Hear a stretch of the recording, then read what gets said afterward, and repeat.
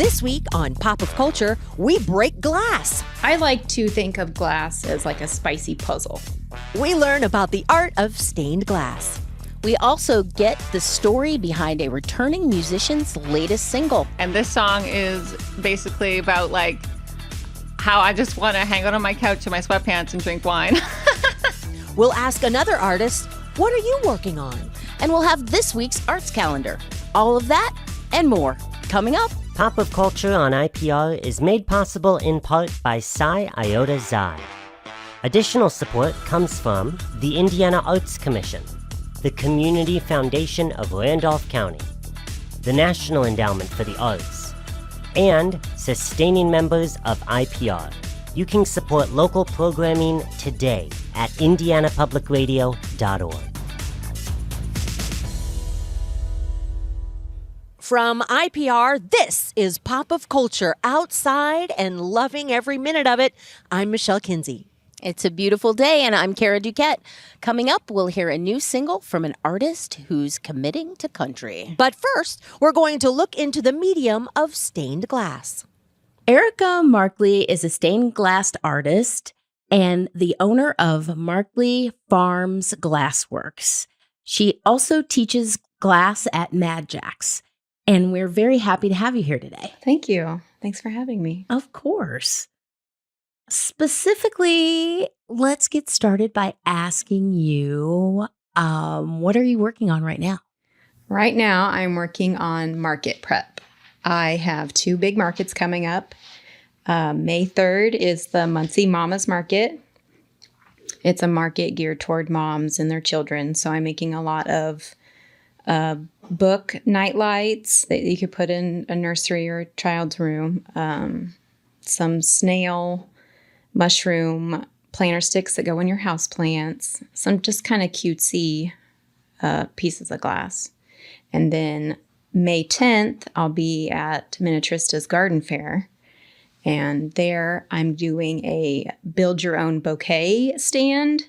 Huh. I have made 236 individual flowers and greenery, and you can just come through and just pick whatever you like and build your own little bouquet, and then it'll last forever. Well, that's very interesting. All of the things you've mentioned might not be the first thing someone thinks about when they think about stained glass. Sure, yeah. So how did you find stained glass? How did you get into it? Grief. Okay. My dog died in July of 2021. And a couple months after his passing, I was scrolling through Pinterest and I saw this Dachshund stained glass. And I was like, oh my gosh, I have to make that. So my husband had bought me a beginner stained glass kit in 2015, I think. But I just never got into it. Even though I've loved stained glass forever, but we just never had enough time leaving the Army, having to stay with my mother-in-law, starting a farm. Like it just never felt right. And then I saw that stained glass Dachshund and I was like, oh my gosh, I have to make that for him. So I went upstairs and I grabbed the kit and I took it to the garage and I cut all the pieces and it was awful. It turned out awful. Like it would not fit together right. So I had to switch it up and glue it to clear glass, and then I grouted it. So my first piece actually turned out to be a mosaic style instead of actual stained glass. But that got me in the kit, and it just kind of lit that fire. And I was just like, oh my gosh, I love this so much. And now here I am 4 years later talking to you about it. So that's pretty incredible. You kind of never know where the artistic inspiration will come from. Yeah. Well, I have to know, what was your Dachshund's name? He was named Marshall. Marshall? Yeah. So Marshall started it all. Marshall started it all. Yeah. He was a miniature long-haired dachshund. He was the best. Well, I can relate. I have a Chiweenie, and he's very, very old. Yeah. His name's Teddy. Oh, I love it. I want to know, as you talk about your first foray into stained glass, you talked about cutting the pieces and putting them together and how you turned it into a mosaic, which was a different way to create stained glass. Well, a mosaic piece. Can you talk a little more about the process? Because I don't know how much we all know about that. Sure. So I like to think of glass as like a spicy puzzle. So you have a pattern and you have to cut your glass to fit that pattern, because if your glass pieces don't fit together properly, then you can't solder it together. Like, it won't last. So when you're cutting, you just have to make sure that you're staying in that pattern. And then you have a grinder. If you've cut too large, that you just kind of grind it down until it fits together like a puzzle. Mm-hmm. And then you clean it really well, because there's a copper foil tape that you put on afterward, and it's sticky. And you wrap it around the edges of the glass. And then you take a fiddlestick and you rub it. You rub the tops of the glass, and then you rub the sides of the glass. And then you stick it together, and then you flux it. And then you take your soldering iron and your lead solder, and you just solder it together. So it's just a big spicy puzzle, which my thumbs, and I had one piece just fly off the grinder the other day, and it stabbed me right in my thumb pad. Oh. And it just hurts. It won't stop bleeding. Well, I hope it heals soon. Thank you. So when you're talking about the fluxing, what's fluxing specifically? So flux is it can be a liquid, a gel, or a paste. And Okay. it's a chemical that moves the solder. So you have to have flux on your piece for the solder to melt properly. Okay. If you don't have enough flux or any flux at all, it'll just kind of be gloopy, and you won't get that nice smooth bead like you are used to seeing on a piece of stained glass. So the flux is there to help the solder move. Okay. So have you found over time that you enjoy making flat pieces more, or sculptural pieces? I do a little bit of both. I do make 3-dimensional pieces. I make votive holders. So I have to cut a bunch of square pieces of glass. And I like to do a pressed flower in between 2 pieces of clear. And then that'll be like the front part of the votive. Putting those together are a little bit tricky. They can be a little tedious, but they are fun. And then I make these little birds out of scrap pieces, which are fun to make. And you add the legs, and so 3-dimensional is pretty fun. Can you go into a little more detail about one of your birds? That sounds interesting. Well, I go through my scrap pile and I look for pieces that look bird shape. And then I go and I try to find triangular pieces for their beaks. And then I just put them together. So you're using a lot of different colors in your images? Yeah. I seem to have a lot of green. I was looking through my shelf the other day, and there's lots of green and lots of purple. But yeah. Well, you were talking about patterns and the Dachshund that began it all. Do you also draw patterns? I do.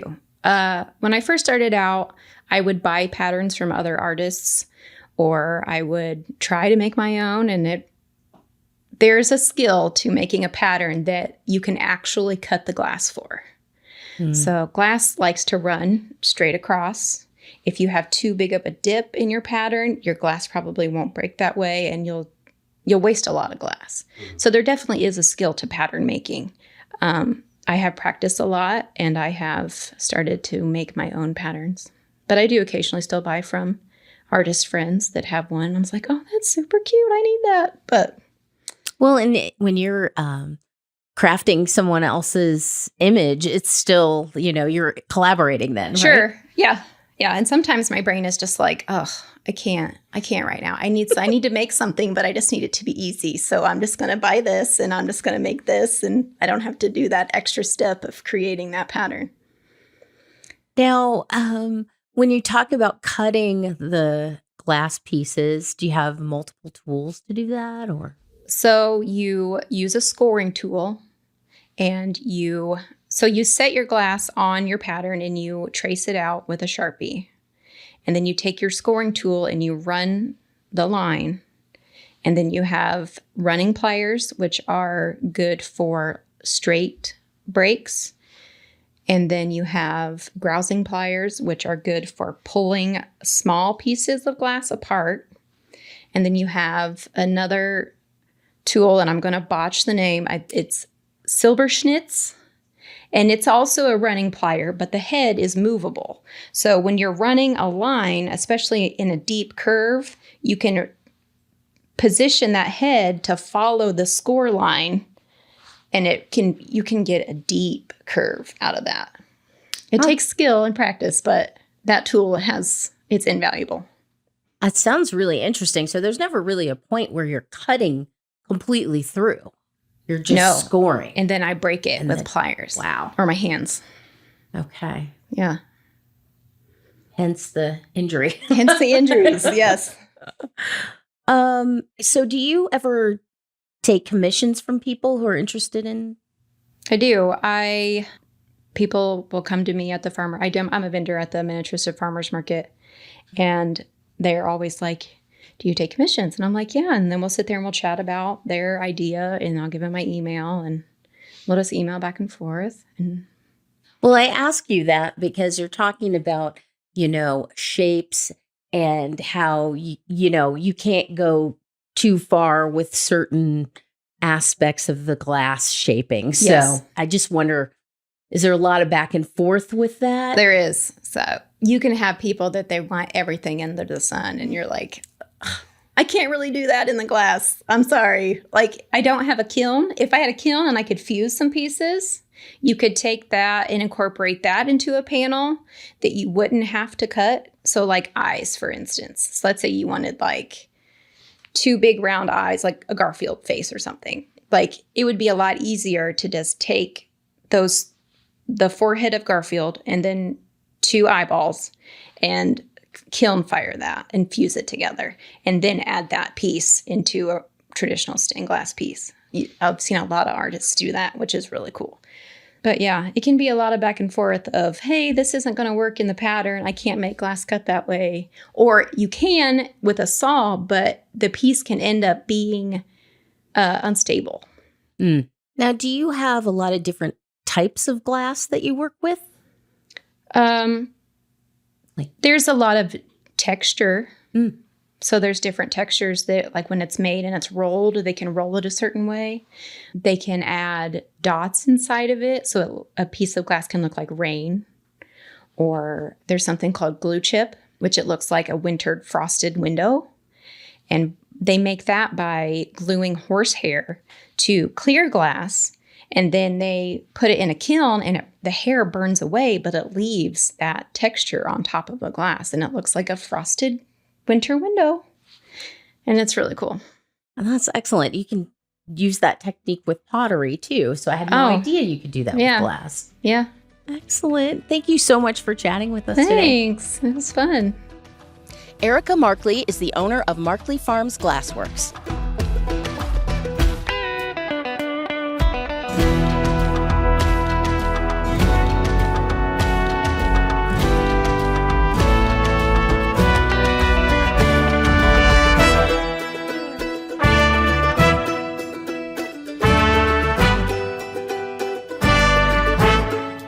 To put on our cowboy hats for this next segment as we check in with a familiar voice. We would like to welcome back Dana Powell. Dana, as many of you will remember, is a singer-songwriter originally from Canada, now living in East Central Indiana. So thank you for coming here again today. Thank you so much for having me on again. Of course, when we last spoke, you were dropping an album, Your Love Is Enough. And today we want to know, what are you working on now? So I'm working on a whole new album. Ooh, excellent. Yeah. So my new single came out a couple weeks ago. It's been on the Midwest Country Music Original Show now for 4 weeks in a row, and so playing on 28 commercial stations across the Midwest, which was really exciting. So the producer that produced that single is actually producing an entire album for me right now. So I am we talked about producers last time and how I am not one. So you found one. Well, and it's so crazy because we actually have known each other for like 10 years. I didn't know he lived in Indiana right before. And so we connected on Facebook, and I was like, you live here and you have a studio here, and this is crazy, right? So we just like instantly reconnected, and he's absolutely amazing. He's in Fort Wayne. So that's what we're doing now. What's your single title? It's Where Would We Be? Where Would We Be? Mm-hmm. And so what was your vision for this album? And what is the album title as well? Yeah. I'm not sure what the album title is going to be yet. So but the vision for it is to be more fun, more energetic, more just like, it's definitely more country. Because the last stuff I've done is pretty crossover, pretty like AC and pop and country mixed together, and this is going to be pretty much just country. Oh yeah, we did talk about genres last time, and I want to know, does this album relate to the last one in some ways? Yeah, for sure. It's a lot about, so we're going to release a single for the summer, which I'm super excited about because it's like a fun song. So I write a lot of songs about like love, relationships, and all this kind of stuff. And this song is basically about like how I just want to hang out on my couch in my sweatpants and drink wine. Outside, maybe. Yeah, outside. I mean, wherever and not, put on tons of makeup every day and like all the things that I kind of did when I was in my 20s, and now I'm in like a different stage of life, and I feel like a lot of people can probably relate to that. My friends sure can. Yeah. Oh, for sure. And I said outside because it could be the song of the summer. Oh, yeah. And Muncie has a lot of couches outside. Really? It does. There you go. Sitting on the couch outside in Muncie and have some wine and listen to your song. Yeah, I think it's gonna be fun. So we're talking about music, and like not every artist is making an album. So just the fact that you're conceiving of it as an album. Yeah, I was actually talking to the producer about this last week. I asked him, how many albums are you working on right now? And he said, only yours. And I was like shocked because, most artists are doing singles. Maybe some EPs, but mostly singles. And I'm like, so why is that? Right. What do you think? I think it has something to do with the pace of society now, and the fact that we were talking about like, the top 150, how many musicians you have access to all the time. It's just, I don't know if there's so many or right. So maybe it's like, I mean, there's so many artists right now, especially with Spotify streaming, right? Mm-hmm. And TikTok and Instagram, and you want to get that one song out and go viral, and then that's your hook, right? So I can see the draw for sure, but I think it's, when I was talking to Carl is the producer, talking to Carl about this, he was saying artists really should focus on like a body of work, put some time into like writing the lyrics for a whole album and putting the work into the whole album, making it cohesive, like sonically cohesive, and like making it that piece of art that you really are doing this, while you're doing this in the first place, and give people. So it's interesting. And I put out singles too. I mean, I'm not against singles at all. I'm just saying like that is an interesting change that's happened. Oh yeah. And hey, Carl, not everybody has Carl to think about, their musical craft with, a lot of people have access more so than they did in the past, like to put something out into the world. Oh, that's for sure. So yeah, everyone, I mean, you can. My mom actually like sang a song recently, and I put it on Spotify for her. I was like, yeah, like you have all the access, but if you can find some producer that can bring and I know it's expensive, it gets costly, right? But even if you're going to do a single, just like bring your song to life. I mean, that is a difference between writing your song and recording it and having kind of, like that live music stripped down sound, or like really taking that song and having someone make it come alive. There is a difference there. And it is amazing. Yeah, like it's a collaboration on so many different levels. Mm-hmm. It's a collaboration. And yeah, right. You have someone else's brain power and input, right, that on your song. And there's also that thing where you hear something too many times, and you've listened to it for so many hours that you like can't even hear it properly anymore, right? So then you have someone else to come in with fresh ears and be like, okay, that's weird. That's not right. Well, so the album's completely written. Okay. I finished writing it last night. Oh, wow. Yeah. Fresh out of your mind onto the paper. Well, so do you have a favorite song that you're gravitating I actually towards? really do like the songs, but I'm biased, aren't I? Well, the one that we're gonna do as a single, I really like it because it's just super honest. I wrote, and then I've written a few songs for my husband. And I was joking with him last night. I was like, "Okay, all these songs are just like about you. I mean, it's basically your album. Maybe we just put your face on the album cover." Jokes, but like, okay, they're about your husband. What different aspects? Your love. What are they about? yeah, different. One of the songs he hasn't actually. I don't want him to hear them yet because I want it to be a surprise. But one of the songs is about because I moved from like a big city to the middle of Indiana, right? So I a lot in interviews they're like, what? You did what? And but so one of the songs is about just that, like moving from a city to the country and what I left in the city and now what I'm for in the country, right? So like the song is all about that. It's actually called Home is the Country because that it's going to be like if home's where the heart is, then home is the country. Yeah, and well, do you feel inspired by your new surroundings? Yeah, I do. And it took some time, I got to say. It's a big change to come from, to move over. But now it's like, I mean, it's peaceful. It's quiet. It's like open space. It's like, it's the sunsets, right? Like I never had sunsets growing up because we lived in the mountains and it was just different. You're stuck in rush hour. It would take me like an hour and 20 minutes sometimes to get to work when when there's no traffic, it was 15 minutes.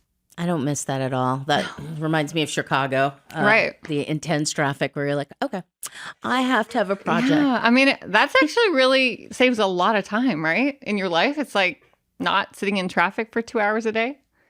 There's something to be said for that. Mm-hmm. The reclaimed time. Mm-hmm. Excellent. I'm excited to hear it. Sounds like it's full of serotonin. Your last album was beautiful and it was very made me feel introspective and thank you. Yeah. Yeah. So. I feel like it was a lot more maybe not slower, but like lots of ballads and lots of emotion happening, right? And I want the one that's coming up to be a bit more like fun and energizing and like getting out and being happy kind of thing. Yeah. That sounds really good. Well, thank you so much for chatting with us. Thank you. Thank you so much. Dana Powell is a songwriter and musician based in Indiana. This is her new single, Where Would We Be? You can watch the sunset when you're disappointed. You don't have to drive yourself insane. You can count your blessings instead of second guessing. We've all been there and made mistakes. Take a breath, calm the voice that says this isn't meant for me. 'Cause in the end, you have no choice, so dive in. Count 1, 2, 3. Where would we be if we gave up whenever we fell down? If every little thing became a mountain too high, we wouldn't dare climb. Where would we be now? Where would we be if we kept quiet when we should be loud? We couldn't hold on to all of the dreams we were chasing when they called us crazy. Where would we be?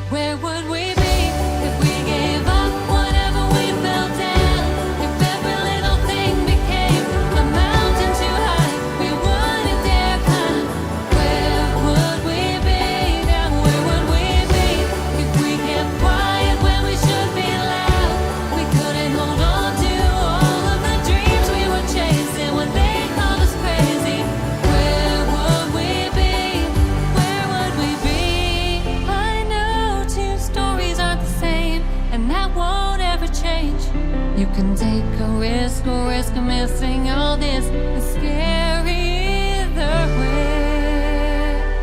Where would we be if we gave up whenever we fell down? If every little thing became a mountain too high we wouldn't dare climb? Where would we be now? Where would we be if we kept quiet when we should be loud? We couldn't hold on to all of the dreams we were chasing when they called us crazy. Where would we be? Where would we be if we kept quiet when we should be loud? And couldn't hold on to all of the dreams we were chasing. They called us crazy. Where would we be now?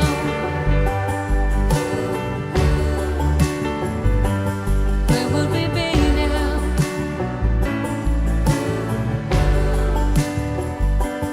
Where would we be? This is Pop of Culture. I'm Kara DuQuette. And I'm Michelle Kinsey. Last Saturday was Independent Bookstore Day, and that reminded us of our interview with Rai Peterson. Along with being a retired professor, Indiana artisan, and paper artist, Rai is a bookbinder. We started by asking her how she got into hand binding books. Yeah, so I love paper. I love all kinds of paper, but I particularly love hand marbled papers from around the world. And, you know, a piece of hand marbled paper costs around in the neighborhood of $35. So what can you do with it if you have a piece of beautiful paper? You could wrap a gift in it and you could cringe when the recipient just tore it open violently, right? Or you could make something out of it that you could carry with you. And I like hand marbled paper so much that I think of it as a kind of a comfort. And so I like having it with me. And so I put it on books and then I can carry it to meetings, etc. Wow. When you talk about hand marbled paper, I have many different papers in my head. I have made paper out of dryer lint, actually, in the past. But for you, are you talking about a specific type of marbling or a specific process? Making paper and marbling paper, right, are totally separate. I've made paper too, but not very successfully because it tends to be lumpy and gray and curly and that kind of thing. Hand marbling, I've also done, but I really, in my business, I leave that to the experts. Quickly, and you can see this on YouTube all the time. You take paper, you treat it with alum to make it receptive to ink. And then you float ink or thinned paint on thickened water, and you draw in it with tools that look like combs. And then you float the paper on it and transfer that ink onto the paper. Beautiful. That sounds very similar to, marbling scarves and other fabrics. Is, actually. Okay. I want to know, beyond the papers inspiring you, which is amazing, what else has inspired you to make books? Well, I think really just I like books a lot. I mean, I'm a former literature professor, and also in my career, my publisher Parrish line of work was in biography, and so I know the paper that lasts is of enormous interest to people, and not necessarily the paper that you think. I mean, private letters are great, handwritten diaries are great.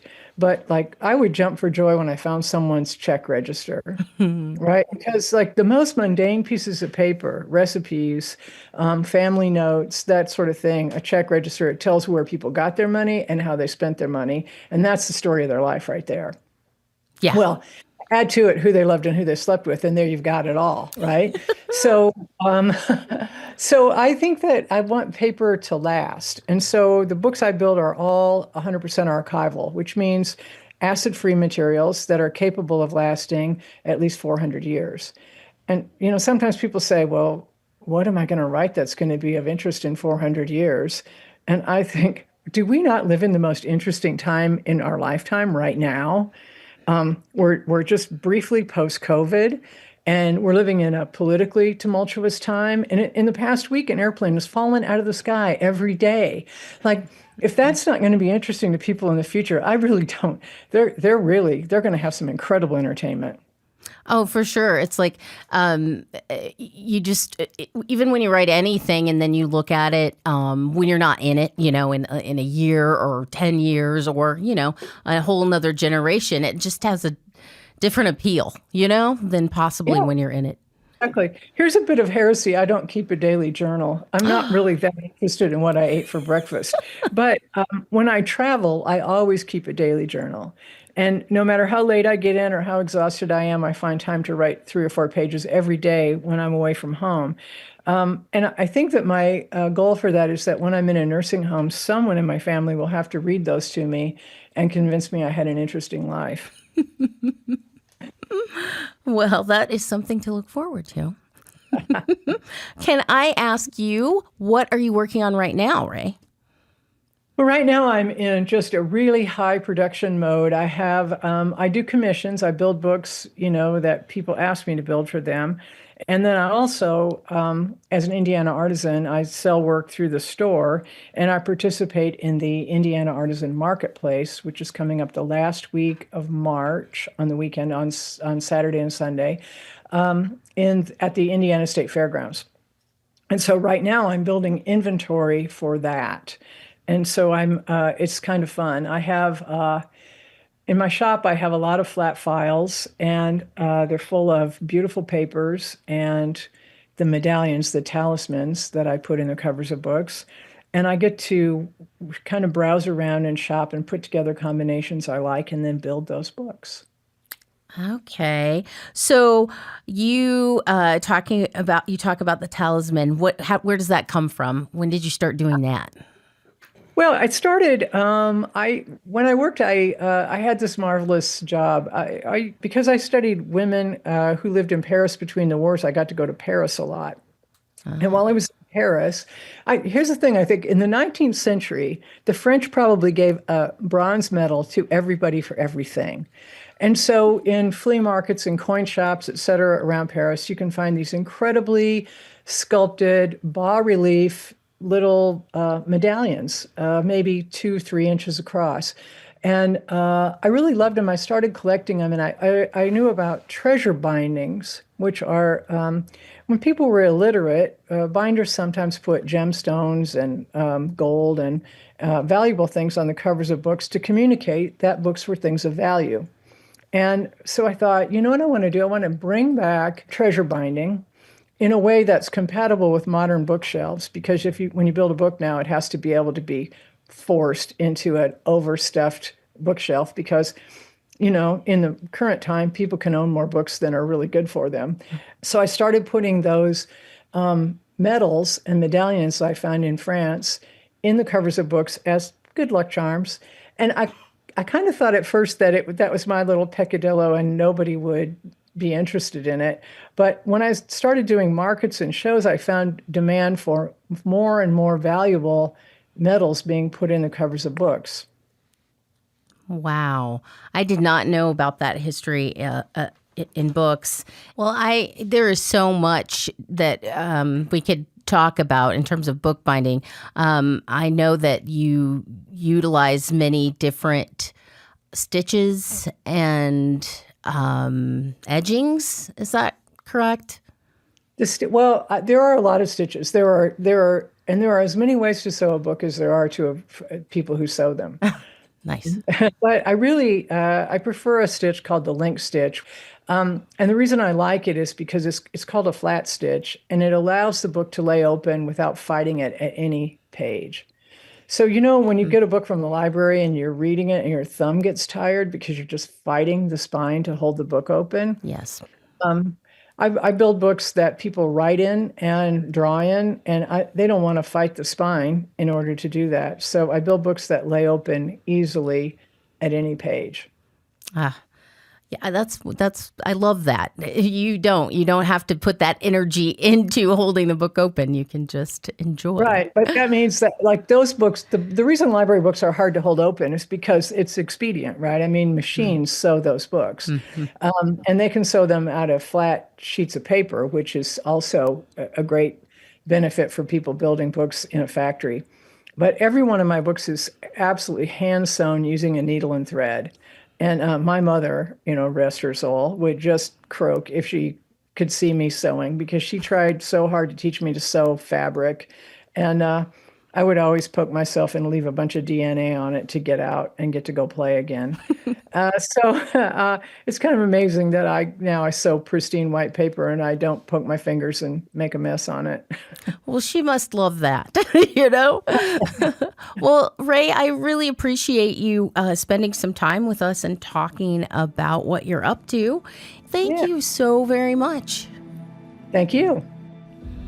Rai Peterson is the owner of High Class Booker. We spoke to her in February.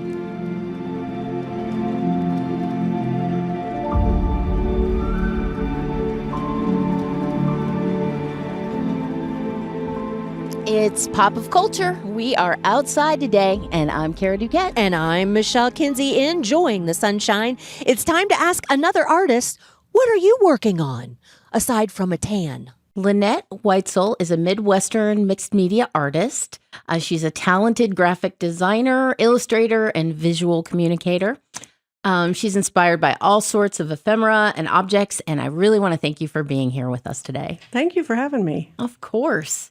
I'm going to ask you our question that we love to ask artists. What are you working on? I wish I could say I was working on a lot more than I am. 2020 really took me into a down spiral, but I am getting back on the horse, if you will. Good. I'm working on some bigger mixed media pieces. As of recently, I've been taking on more feminine type pieces, feminist, if you will. And when I say that, I don't I don't assume folks think I'm being one of those men haters, if you will. But more about how our roles in society shape us and what our expectations are.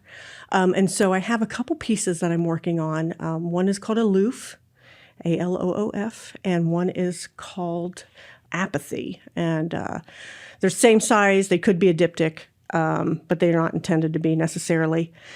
And funny enough, I am using birth control pills on them, which is new for me. I do use a lot of found objects.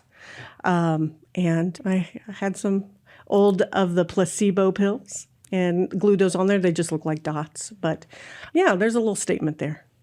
Yeah, well, can you you said it might be perceived or could be perceived as a diptych, which are two pieces that speak to each other, connected. Can you talk a little bit more about what they look like and your process in making them? Yeah, both. So I utilize a lot of old photos. The reason why I started that is I did a painting of my grandmother and actually used the photos and really upset my mother at one point in time. She was like, those are the only prints I had. So after that, I started looking for old photos in flea markets and antique shops. And so all of my work recently, my mixed media work, has kind of a kiss back to black and white photography. And on both of these pieces, the women look a little defeated. One lady has her hand on her chin, looks a little exhausted, and the other lady is laying down. Well, not really laying down, but she's laid her head down on a table. Just like she's a little defeated or a little tired, maybe. And so there's some exhaustion there with both of these pieces. Well, I would look forward to seeing those. And you brought a couple of pieces into the studio, and I would like you to talk a little bit about the one that's in a secretarial box. Yeah. Because it's also got some themes about women. Yes. So the one that's in the secretarial box is called Pick Un, as in U-N, any un. So a play on pick one, anyone. And it is a secretarial box, one of those old wooden boxes that used to sit on secretaries' desks that they would put your to-do list in or things that needed filed or whatnot. But instead, I've used that as a frame in order to put a visual narrative inside. And there's a chained piece that has a translucent old photograph of a little girl. And behind it has a lot of pieces of a dictionary that start with the letter UN, all of the UN words in the dictionary. The sides of them also have gel medium that I have adhered dictionary pages. And all of the UN words that are not flattering are circled. So there's let me look real quick because I want to. I don't have my glasses on, but. Like unquestionable, unworthy, unreal. All of these are circled. Unreasonable, unruly. And so you get the idea of what I'm saying here because I have a pattern, like a lady's pattern if you were a seamstress. There's also, it's a lot of cracked background. It has a little bitty coin purse and a large glass vase in it. That is empty. And so this piece is ultimately about how, as very small children, we are born without knowing what people think about us until we get older. And so these unwords are sometimes, for women, I believe, put upon us either in other terminology but it's easy for women to go, oh, this is really what they mean. So if it's, instead of being adamant, it's unreasonable, and so I found these unwords in the dictionary and I thought, yeah, there's something about that with women and the way that we are spoke about, or, unruly wouldn't be, you wouldn't call a boy unruly usually. You would, or if you did, it would be just fine. Yeah, right, exactly. Yeah, exactly. But a boy is more like rambunctious, they're just, they're eager, and and so it was a little play on how women, and then not only how maybe we have been called these words in some way, shape, or form, but how we interpret them. We might not have thought that we were, they may not have said we were unruly, but maybe someone used rambunctious with us, and then we interpret it as unruly because a lot of women think and rethink and go down that hole. And yeah, art is based on your experiences, and I do have one of those minds that tend to go into loops, and so there's a little bit of my experiences in there. Oh, well, I really appreciate you sharing that with us. And Lynn, I must say, I saw your work recently at the 35th Annual Miniaturista Exhibition, and you just, I don't know, you draw these stories. It looks like a sociological dig, the one that's on the wall right now. You do collage, assemblage, sculptures with shadow boxes, painting. And this piece that is at Miniaturista right now, all these stories kept flooding through my head. So can you talk about that piece a little bit? Yeah. And what it means to you? Yeah, that piece also has another black and white photo that I've worked into what I call a digital transfer. But the image at Miniaturista is about taking orders. They're about us being order takers. And it is a actual image of probably more of a worker of the earth, more of a farmer or farm hand, if you will, with her two small children, digging into the ground and trying to find the fruitfulness that they are in the middle of this hot sun. And so it's like taking orders to do things that aren't necessarily the most comfortable, but yet gaining fruit from that. So the hard work that it takes to come out on the other end for that fruitfulness, if that makes sense. It definitely makes sense. That's pretty inspiring thought. Thanks. Well, I appreciate you sharing with us today. Yeah. And I would also like you to tell everybody where they can see your work. Currently, it is at Miniaturista right now. You can go to LynetteWhitesell.com. So it's LYNETTE, spelled WHITESELL.com. I am working on a piece that will hopefully be in the downtown steamroller event that's coming up. Which is going to be work that's completely different than most of the stuff I do. But I don't have any upcoming shows. I've had some conversations with a few folks. and I've just kind of been playing it low since 2020, but I'm ready to get back to work again. It sounds like you're on the upward trajectory. Yeah, I think yeah. a lot of people are. A lot of artists are coming out of hibernation. Yes, it feels like that very much. Well, thank you so much for sharing with us today, Lynn. Thank you again for having me.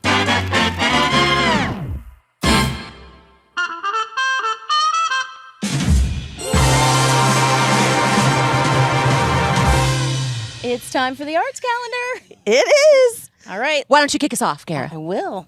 May 2nd is First Friday in Anderson. This is a special one because there will be an unveiling of Anderson's Artist Alley, showcasing new works from 10 artists that will be featured during 2025.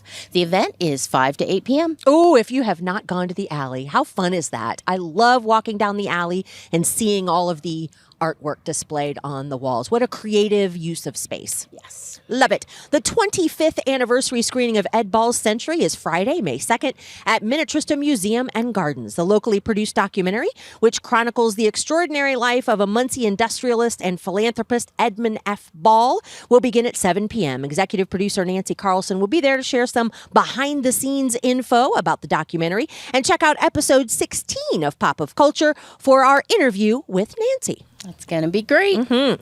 The Youth Symphony Orchestra will have a concert at 3 p.m. Sunday, May 4th at Sursa Performance Hall at Ball State.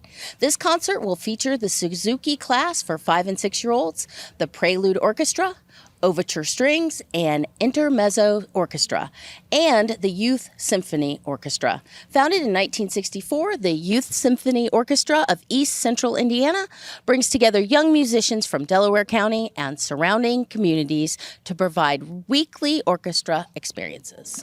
If you have not seen the 5 and 6-year-olds, the Suzuki class, it's delightful. Like the violins that they use are like bigger than their entire bodies. It's fantastic. I love it. Love that concert. A Dr. Demento tribute performance is set for 7 p.m. Saturday at the historic Farmland USA and Farmland Community Center. The cast will present several silly musical numbers, including Shaving Cream. Juneteenth Muncie will present a Representation Matters event at 3 p.m. Sunday at Community of Hope. The event will include a youth-focused career options fair, the Devin Carter Jr. Youth Innovation Award, and the Future Story Photo Booth. The Future Story Photo Booth is available for kids in kindergarten through 12th grade who want to dress up as the person they want to be when they grow up. Adorable. It's so cool to see the different careers represented. I love that.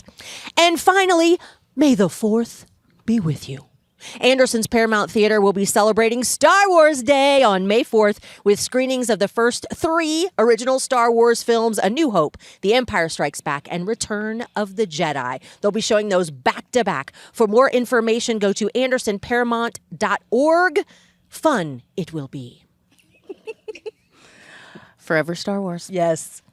If you have a far-out event Pop of Culture listeners need to know about, tell us at indianapublicradio.org/contact, then click Pop of Culture.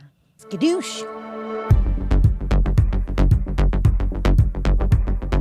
Pop of Culture on IPR is made possible in part by Psi Iota Xi. Additional support comes from the Indiana Arts Commission, the Community Foundation of Randolph County, the National Endowment for the Arts, and sustaining members of IPR. You can support local programming today at indianapublicradio.org. And that's our show. Our Director of Audio Operations is Sean Ashcraft, and our producer is Luke Jones, who's been looking through stained glass, or maybe smudged glass, since the 2nd grade. Our show was hosted by me, Michelle Kinsey. And me, Kara DuQuette. Pop of Culture is a production of IPR on the campus of Ball State University.